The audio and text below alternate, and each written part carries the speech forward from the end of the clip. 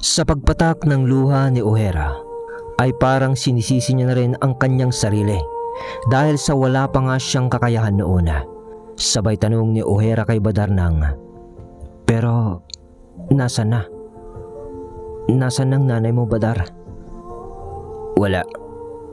Wala na siya. Pinatay din siya ng dato. Gaya ng nasabi ni Asim sa iyo sa ginawa ng dato sa iyong ama't ina. Malinis din ang mga kamay ng dato sa mga naganap. Pero di niya alam na nalaman ko rin ang totoo. Paliwanag ni Badar. Samantala, habang pinag-uusapan ng dalawa noon si Dato Arpan sa mga kaanimalang ginawa nito, sa turugan naman tayo ni Dato Arfan. Dahil may mga mahalaga silang pinag-uusapan dito na maaaring bumaliktad ng sitwasyon. Akala siguro ng mga gabunan na yon matitinag ako sa kanila, Anton. Ihanda mo ang iyong sarili. Magkikipag-alyansa tayo sa isang tribo na alam kong tatapat sa lakas ni O'Hara o ng mga gabunan na yon. Kanino ho, mahal na dato? Tanong ni Anton. Doon sa mga makalumang uri ng aswang. Narinig mo na ba ang tribo ng Hanagob? Usapan nila sa turugan. Mga kabagis, umpisahan ng pagganahin ang ating mga imahinasyon sa pakinang subscribe button. Palike na rin mga kabagis ko. Salamat. Lumipas ang gabing yun. Nalaman na ni O'Hara ang dinanas na hirap ng kanyang kapatid nung nawala ito sa kanyang piling. Ngunit sa mga araw na lumipas ay hindi na nga maibabalik ang oras na umiikot papasulong para sa ating lahat.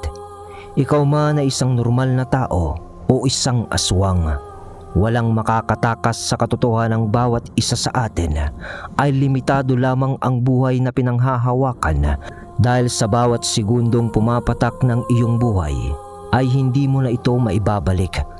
Kahit na ikaw na nakikinig ngayon sa kwento, alam mo yan sa sarili mo. Kaya naman minabuti na lamang ni O'Hara na kausapin ang kapatid nitong si Lucila para damayan ito at magpaliwanag na rin sa mga sandaling nawala ito. Dahil naiintindihan ni O'Hara na sa puntong ito ay si Lucila pa rin ang natitirang pamilya niya, ang laman ng kanyang laman at karugtong ng dugo na dumadaloy sa kanyang ugat. Pero doon na rin nalaman ni O'Hara ang mas malalim na sakit na ibinigay ng nakaraan kay Lucila sa kalooban nito. Noong mga panahon nga na natangay siya ng mga Kastila, sapagkat lingid din naman sa kaalaman ni Badar na hindi si Dato Arpan pala ang kumuha ng pagkabirhen ni Lucila, kundi una pa lang ng gahas sa kanya ay ang kanyang amo sa pagiging pisante nito. Galit na noon si O'Hara sa mga nalaman niya, pero nakiusap naman sa kanya si Lucila na wag na niyang habulin o patayin pa ang mga taong yun, yung mga taong kumuha sa kanya, dahil napatay rin pala ni Lucila ang taong gumahasa sa kanya dahil sa pagsasabangkilan nito. At dahil hindi na rin naman nila maibabalik ang kahapon at ang mahalaga ay magkasama na silang muling magkapatid at pamumuhay na lang sa pangkasalukuyan ng masaya para sa susunod na umaga ang dapat nilang gawin. At gaya nga ng hindi pagkamarunong ni O'Hara na magsinungaling, ay hindi rin naman ito mapagtanim ng galit, ni hindi nga niya ginantihan ang mga taong pumatay o nanunog sa kanyang mga magulang, dahil yun ang bilin din naman sa kanya ng kanyang ama. Kahit na nasa katawan na ngayon ni O'Hara ang mutya ng kadatuan. Kaya imbis na maghiganti kay Dato Arfan, ay mas minabuti nito na manirahan na lamang sila sa labas ng gubat ng tahimik, kasama si Mang Pasyo at Atara. Dahil hindi na rin inusisa pa ni O'Hara si Badar noon, dahil pagkatapos ng gabing nag-usap sila, kinaumagahan ay nagpaalam na rin itong si Badar. at walang konkretong paalam kina O'Hara kung saan ito pupunta o maglalagi. Basta't ang sabi lang niya ay magpapakalayo-layo muna ito. Ngunit ang pag-ibig nito kay Lucila ay hindi pa rin mawawala. Yun ang paalam nito. Wala namang kasing naging reaksyon si Lucila sa mga narinig nito na pagtatapat ng pag-ibig ni Badar. Siguro ay wala rin namang nararamdaman si Lucila para kay Badar. Nagdaan ang araw at ang buwan. Pagkatapos ng digmaan ng dalawang tribo o tribal war nga sa pagitan ng tribo ni Dato Arpan at Dato Zain, ay nanalo nga sina Dato Arpan. Ngunit binawi naman ni O'Hara ang kapatid niya na siyang ikinagalit ni Dato Arpan, kasama na rin ng pagnanasa na makuha ang mutya ng kadatuan sa katawan ni O'Hara. Gayunpaman ay naninirahan na nga ng payak si O'Hara at Lucila kasama ang mag-ama sa baryo Pugto-Pugto.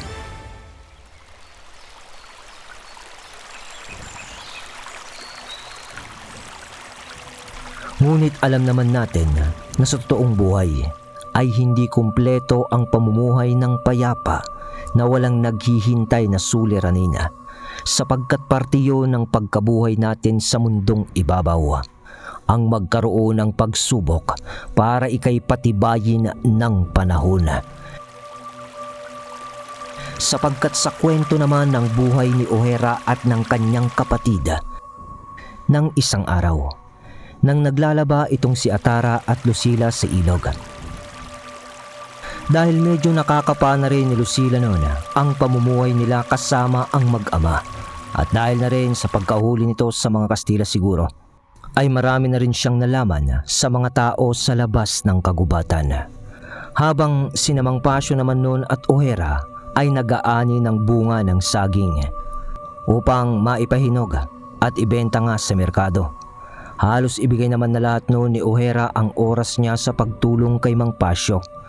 Dahil nga sa labis-labis na lamang ang pasasalamat nito na kahit di nila kaano-ano ang mag-ama, ay tinanggap siya at pati ang kanyang kapatid sa kanilang pamamahay, nang walang pag-iimbot sa kung anong meron lang naman sila sa buhay. "Oh, eto na, O'Hara!" salita ni Mang Pasyo, dahil si O'Hara noon ang sumasalo ng bulig ng saging gamit lamang ang isang sako na nakaabang naman sa kanyang balikat. Si Mang Pasyo naman ang may hawak ng panungkit na may nakataling karit sa dulo nito. Mabilis lang ang proseso nila noon dahil kabisado naman na ni O'Hara ang pagsalo nito. Pagkalaglag noon, sabay higa ng bulig sa sako ay patong na sa kanyang balikat at dala agad nito sa kanilang pinagtitipunan ng mga bulig.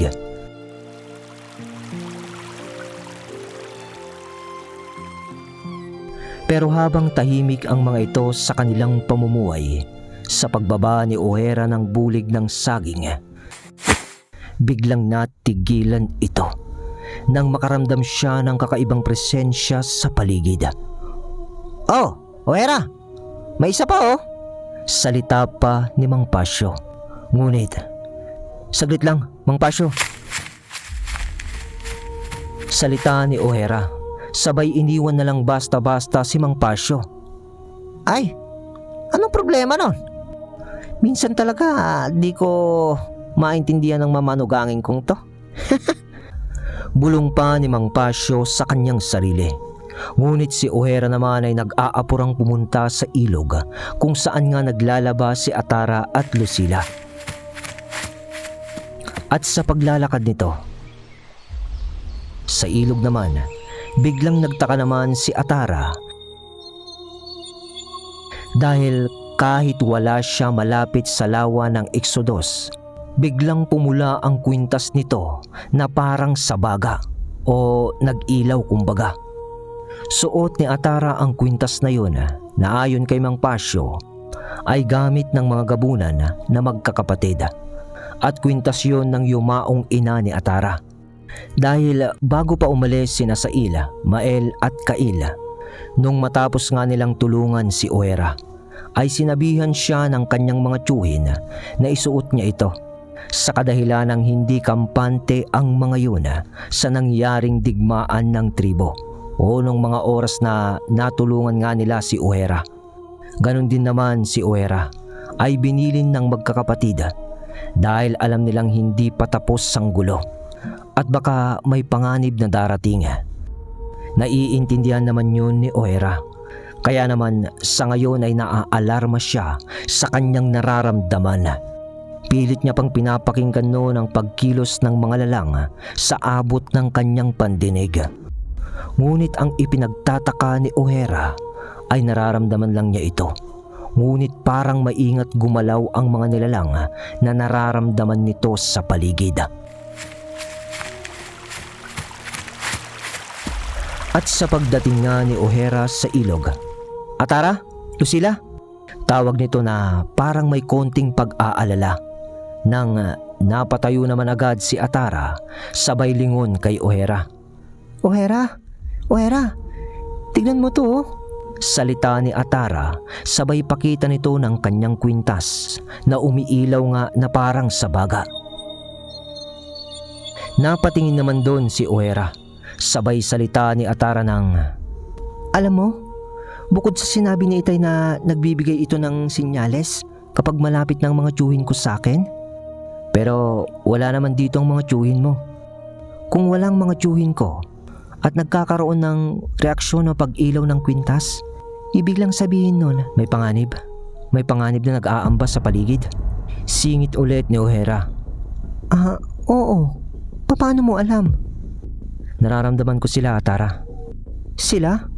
Ibig sabihin kuya, marami?" Tanong naman ni Lucila na nooy nasa tabi na rin ni Atara na nakikinig sa usapan. Hindi ko pa alam, Lucila. Pero kailangan nating Nagulat noon si Lucila at Atara dahil di pa man natatapos magsalita si Ohera ay bigla na lamang natumba ito na parang may tumabig sa kanyang balikat ng malakas. Napaupo ito sa mga maliliit na bato at konting buhangin. Ngunit di naman nagpabaya si Ohera at agad na sinipat ang lawak ng kakahuyan dahil parang alam niya kung saan nanggaling ang isang tigalpo. Isang tigalpo ang tumama sa kanya sa di kalayuan. Alam ni Ohera yun. Doon ay nag-iba ang kulay ng mga mata ni Ohera na parang sa abo. At biglang nanliit na naman ang itim sa mga mata noon. At naging palapad yun na patulis. At ang buong palibot noon ay naging kulay abo. Nagiging maliwanag kay Ohera ang malayong tanawin kapag nangyayari yun sa kanyang mata. Yung parang naganap nung naliligo rin sila ni Atara sa ilog. Ganon, parang nag-zoom in na naman ito. Nang masipat niya nga ang kakahuyan, eksaktong-eksakto naman ang pagkakatitig nila ng nilalang kung saan hinihinala niyang nanggaling ang tigalpo. Puti ang paligid din ng mga mata noon na parang sa normal na tao. Ngunit yung sana ay pinakaitim sa mata na normal, sa nilalang naman na yun nakatitigan ni Ohera ay kulay pula na meron namang parang guhit lang na itim sa gitna nun. Pero higit sa tinginan nila ni Ohera, higit sa masamang tinginan nila ni Ohera, biglang may nagpalipad hangin sa wisyo nito at pumasok sa espesyal na kakayahan ni Ohera na kayang makipag-usap sa kanyang isipan. Sila lang na magkapatid ang nakakagawa nga. Nang marinig nito ang boses noon, nakaramdam ng panlalamig si Ohera. Ikaw pala ang sinasabi ng datong yon na may hawak ng mutya ng kadatuan na sa amin din ang galing. Natatakot ang datong yun sa'yo. Pero mahina ka naman sa tingin ko. Kasi kahit na may mga bakod ka pa sa katawan na aral, napasok ko pa rin ang wisyo mo.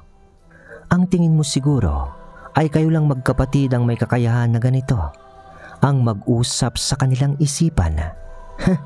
Pangkaraniwan lang na kakayahan ang tinatangan mo. Sino ka? Anong nais mo? Bakit ka nandito? Tanong naman ni Ohera sa kanyang isipan. At si Atara naman noon ay tinititigan lang si O'Hara sa pagkakaupo nito sa maliliit na bato. Dahil alam niyang pag gumanon na ang mga mata ni O'Hara, ibig sabihin ay may sinisipat itong importante. Samantalang si Lucila naman noon ay nagbago rin ang mga mata na parang sa kanyang kuya at nakatingin din ito sa kabilang ilog, sa kakahuyan. At sa tanong nga ni O'Hara sa kanyang isipan, sasagutin kita ng diretsa na lang. Una, nandito ako para pagmasiran ka dahil hindi kami basta-basta umaatake ng bara-bara. Pero sa tingin ko ay madali lang naman isagawa ang napagkasunduan namin ng dato. Sinong dato? Sinong datong tinutukoy mo? Hindi na importante yon, O'Hara. Yon ang pangalan mo, hindi ba? Hayaan mong ipakilala ko na lang sa'yo kung anong lahi kami. Dahil kami ang mga Hanagob.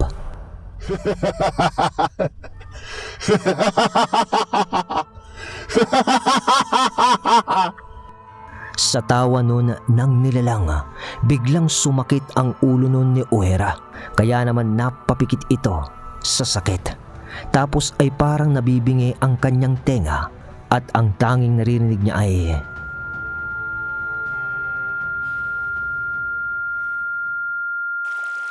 hanggang sa naimulat na niya nga ang kanyang mga mata at tingin ulit sa kakahuyan. Wala na siya, kuya. Salita naman ni Lucila. Paano mong nalaman na? Salita ni O'Hara, sabay tayo na nito. Napasok niya rin ang wisyo ko, kuya. Narinig ko lahat ang inyong pinag-usapan. Ano? Doon ay nanlaki ang mga mata ni O'Hara dahil sa imposible yun. Kasi kahit silang pamilya noon, ang kanyang mga yumaong ama at ina, ay isa sa isahan lang ang kapasidad nila sa pag-uusap sa ganoong kakayahan nila. Pero iba ang klase ng nilalang na yun. Dahil napadaan pa niya sa wisyo ni Lucila ang pag-uusap nilang ginawa nito, na ayon sa huling sinabi nito ay Hanagob. Dahil sa mga pangyayaring yun, minabuting bantayan na lamang noon ni O'Hara si Lucila at Atara na matapos sa kanilang paglalaba. Dahil sa nag-aalala nga ito kung ano na ang susunod na mangyayari. Pero wala namang naganap ng araw na yun bukod sa nangyaring ito. Pero sa kanilang pagtulog ay hindi pa rin mapakali si O'Hara, kaya't naisipan niyang lumabas noon upang kausapin si Mang Pasyo dahil meron siyang naiisip na ideya. Ngunit pagbukas niya ng pinto ng kanyang silid, nakita niyang nasa harap na ng mesa ang mag-ama na nag-uusap sa liwanag ng isang malamlam na apoy ng gasera. Kaya't lumapit na lang si O'Hara sa kanila. At doon ay napansin ni O'Hara na hawak ni Atara noon ang kanyang kwintas at ipinapakita ni Atara ito kay Mang Pasyo sa kadahilan ng patuloy pa rin noon ang pagliliwanag ng kwintas ni Atara. Nako ano sa tingin mo ang gagawin, O'Hara? Tanong na lang ni Mang Pasyo sa paglapit ni O'Hara sa kanila. Mang Pasyo, hindi ko rin alam pero may panganib na nag-aamba sa atin. Kaya nga hindi rin ako mapakali. At sa naiisip ko, ang pinakamabuting gawin natin siguro ay umalis na lang siguro dito sa baryo Pugto-Pugto. At doon na lang tayo sa lawa ng Exodus manirahan. Ha? Mahirap naman yung desisyon na yan, O'Hara. Nandito ang kabuhayan namin ng anak ko at pati ang kakarampot na lupang sagingan ko. Doon ay napayuko naman si O'Hara. Sabay sabi niya ng, oo nga ho. Salita ni O'Hara, sabay naupo sa tabi ni Atara. Sa harap nga nung mesa na may halong kalungkutan sa mga mata niya. Oh, bakit, O'Hara? Naisip ko kasi tama ho kayo. Hindi ho dapat kayo umalis dito ni Atara. Dahil kung tutuusin, ang totoo, Parang ako lang naman ang gustong tugisin ng mga nilalang na yon. Alam ko na. Kami na lang kaya ni Lucilang umalis. Makikiusap na lang ako kay Manong Sail. Ha? Iiwan mo ko? Kontra naman ni Atara. Di naman makasagot na tunog ni O'Hara. Abay, teka nga muna. Bago pa magkadramahan dito. Liwanagin niyo muna nga sa akin kung anong nangyayari talaga. Bakit puro pag-alis na lang ang usapan natin? Tanong ni Mang Pasyo. Nang iimik sana si O'Hara para tugunin si Mang Pasyo. O'Hara, Halos sabay na salita ni Mang Pasyo kasabay ng pagpasok sa kanyang wisyo ng tawag din ng kanyang pangalan. Doon ay biglang napatayo si O'Hara. Biglang lumabas naman noon si Lucila sa silid nila ni Atara. Kuya, nandyan na sila. Sinong nandyan? May bisita ba tayo? Tanong ni Mang Pasyo. Ngunit di naman siya tinugon ng magkapatida. Dahil kausap na ni O'Hara sa kanyang isipan ang isang nilalang. O'Hara, nandito kami sa tabing ilog. Kung ayaw mong madamay ang mga taong nakapalibot sa iyo, alam mo na ang gagawin. Salita ng boses sa wisyo nito. Kaya naman wala nang sabi-sabi pa. Ay lumabas na si O'Hara at pagbaba nito sa hagdan. Mabilis itong lumakad papuntang likuran papuntang ilog. At nang makarating siya dito,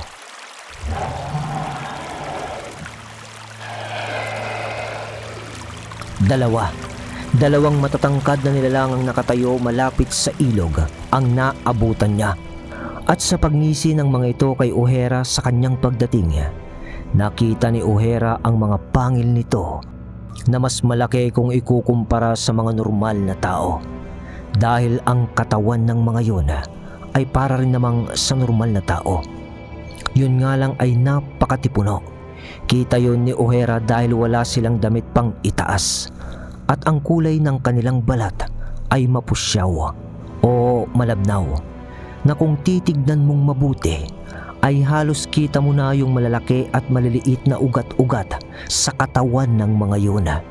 At ang suot nila pang ibaba ay parang sa palda, ngunit maiksi lang. At meron yung sintron na kulay ginto. Pero ang katangi-tangi sa mga yun ay may hikaw sila sa kanilang tenga na kulay itim din na malalaki na pabilog. Dahil malaki rin ang kanilang tenga na papatulis. At ang buhok nila ay purong mahahaba na itim ang kulay at unat na unat. Pansin yun ni O'Hara dahil sa noo naman ng mga ito ay dalawang guhit na papaliko na hindi nagkasalubong. Nagliliwanag iyon sa dilim. Yung parang sa letter C, mga kabagis. Pero baliktaran na halos magkasalubong sa noo nila. Ganon. At eto na nga ang tinatawag nilang mga hanagob. Nang nagsalita na ang isa doon. Bangkilan, nandito kami para kunin ang mutya sa iyong katawan. Kayo? Kayo ba ang mga hanagob? Oo, kami nga. Ganun ba? Paano kung ayaw kong ibigay ito sa inyo? Alam namin, kaya nga. Galaw agad nung isa ng mabilis, sabay sa pag-agad naman nito kay O'Hara. Ngunit sa pagbangon ni O'Hara at pagbawi nito, agaran na siyang nagsabangkilana. Suntok ni O'Hara dito sa dibdib nung umatake sa kanya. Ngunit napaatras lamang yun ng konti. Sabay sipa naman sa kanya nung isa pa. Tumalsik nun si O'Hara. Mahina naman pala ang sinasabi ng dato. Salita pa nung isa na parehas lang ang boses nila at magkamuka rin na magkamuka ang mga yun. Sa pagbalik naman ng atake ni O'Hara, tumilapon yung isa sa bigay nitong sapak. Pero binawian pa rin naman siya nung isa, dahilan upang tumaob na naman siya. Sabay sabi nung isang hanagob ng, "Kung yan lang ang kaya mong gawin, ngayon pa lang ay sumuko ka na." Sinong susuko? Sabi naman ni O'Hara, sabay,